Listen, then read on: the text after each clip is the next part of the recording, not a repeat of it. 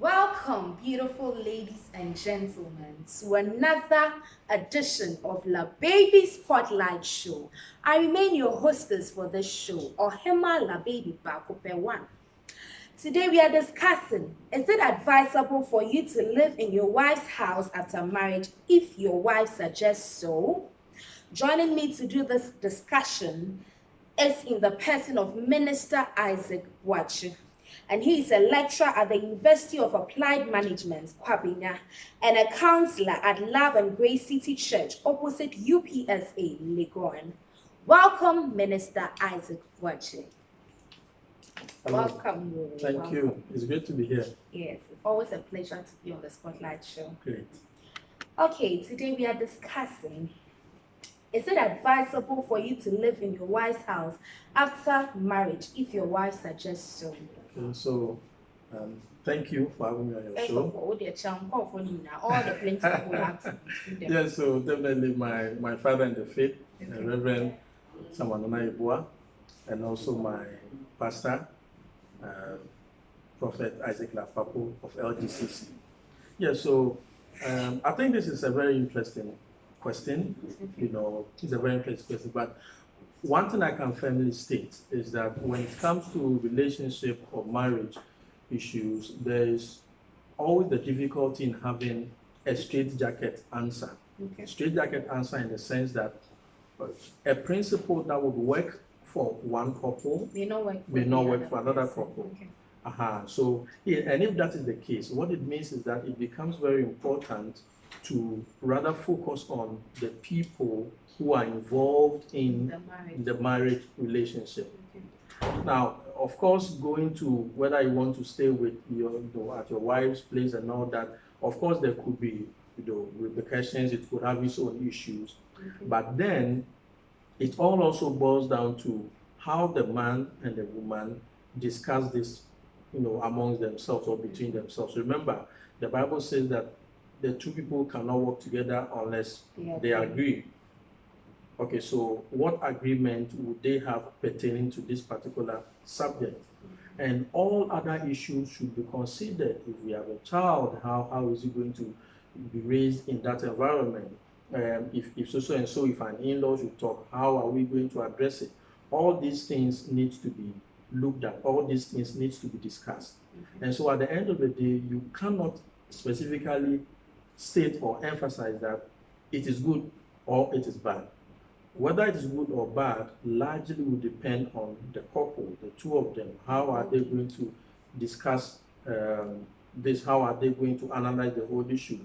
How is their temperament like?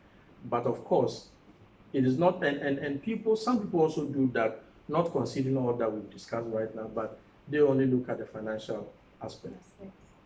So I don't have money, so that is where we should go. Yeah. People do. Your wife is the rich one, and she said, "Oh, let's live together." I mean, is there a problem with it? Well, there are people also who have issues with. Okay, the wife is the rich one. People have their own philosophies about that. Okay, there are people who wouldn't even want to receive a penny from their wife because they have the idea or the thought that the man is the head of the family. Sure, and if the woman is the one giving, then what it means is that she might now want to, usurp authority over. People have those thoughts, but then again, it is not about the thoughts people have with respect to this. It is about how the two couples are able to work this out themselves. It is very, very important. Okay. It is very, very important.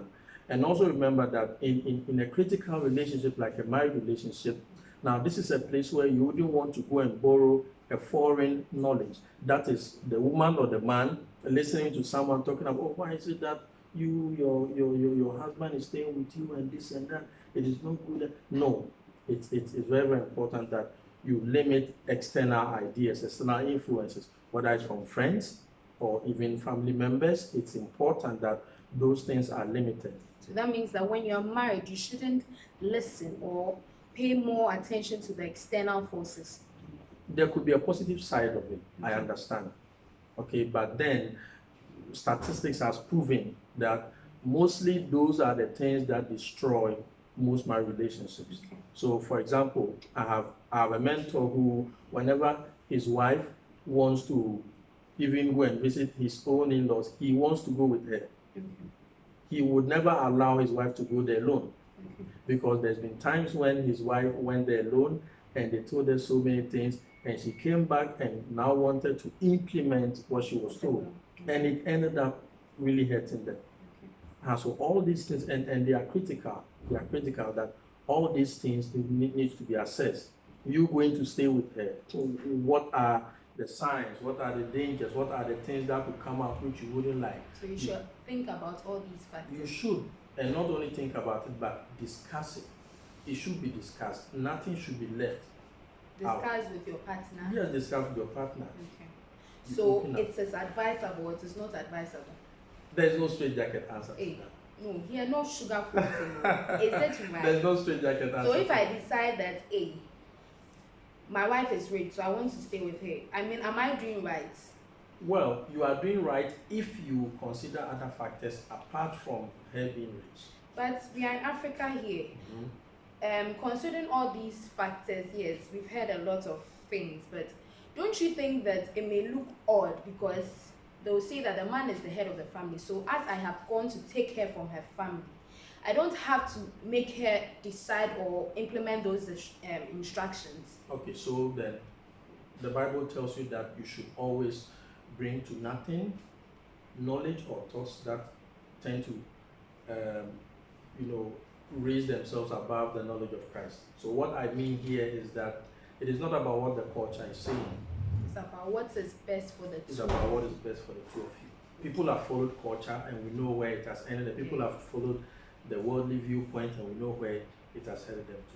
So that means that in conclusion, we should follow what is right for the people involved in the case. Exactly. That means that no matter what be the case, no matter what Amma will say, Mensa will say, Ibrahim, Mansa, or anybody will say, we should just stick to what works best for the two of us involved in this relationship or this marriage or this cause as well.